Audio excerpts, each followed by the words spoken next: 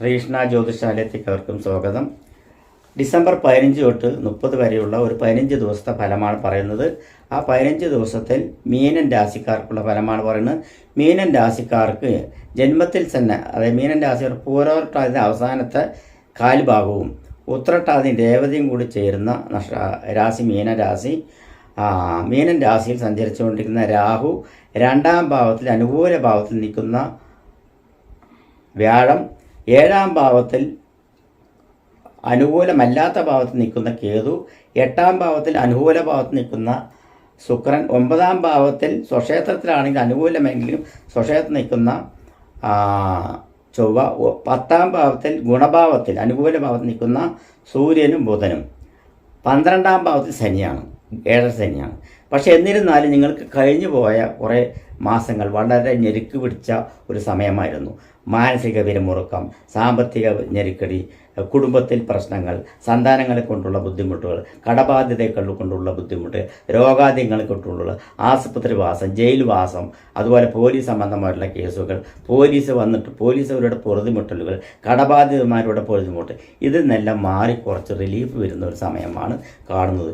Government ജോലിയിൽ പ്രവർത്തിക്കുന്നവർക്കെല്ലാം അവരവർ പ്രതീക്ഷിക്കുന്ന പ്രതിഫലം അല്ലെങ്കിൽ അർഹത കിട്ടുവാനുള്ള സാധ്യത ഈ സമയത്തിൻ്റെ ഉള്ളിൽ കിട്ടും എന്നതിൽ യാതൊരുവിധ സംശയം ഇല്ല എന്ന് തന്നെ പറയാം. കൺസ്ട്രക്ഷൻ മേഖലയിൽ പ്രവർത്തിക്കുന്നവർക്കെല്ലാം നല്ല ഗുണകരമായിട്ടുള്ളൊരു സമയമാണ്. റിയൽ എസ്റ്റേറ്റ് സംബന്ധമായിട്ടുള്ളവർക്ക് പ്രവർത്തിക്കുന്നവർക്കും വളരെ ഗുണകരമായിട്ടുള്ളൊരു സമയമാണ്. അതുപോലെ തന്നെ മെഡിക്കൽ സംബന്ധമായിട്ട് പ്രവർത്തിക്കുന്നവർക്കെല്ലാം നല്ല ഗുണകരമായിട്ടുള്ളൊരു സമയമാണ് ഉള്ളത്. സിനിമാ മേഖലയിൽ പ്രവർത്തിക്കുന്നവർക്കും വളരെ ഗുണകരമായിട്ടുള്ളൊരു സമയമാണ് വരുന്നത്. ഇലക്ട്രോണിക്സ് ആൻഡ് ഇലക്ട്രിക് മേഖലകളിൽ പ്രവർത്തിക്കുന്നവർക്ക് ഉണർവ് വരുവാനുള്ള സാധ്യതയും, വസ്ത്രമേഖലയിൽ ഗംഭീര നേട്ടങ്ങൾ വരുവാനുള്ള സാധ്യതയും, ഭൂമി കൺസ്ട്രക്ഷൻ സംബന്ധമായിട്ടുള്ള ഭൂമി, ഗൃഹസംബന്ധമായിട്ടുള്ള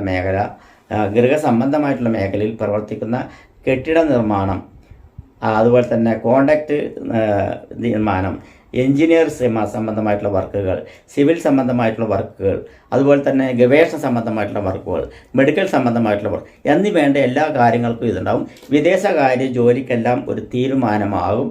അതുപോലെ അപ്രതീക്ഷിതപരമായിട്ടല്ല, പ്രതീക്ഷ പോലെ തന്നെ ഗവൺമെൻറ് ജോലിയിൽ പ്രവേശിക്കാനുള്ള യോഗം ഉണ്ടാവും എന്നാണ് പറയുന്നത്. ഈ യോഗം വിട്ടാൽ പിന്നെ കിട്ടാൻ കുറച്ച് ബുദ്ധിമുട്ടാണ് എന്ന് പറയുന്നത്.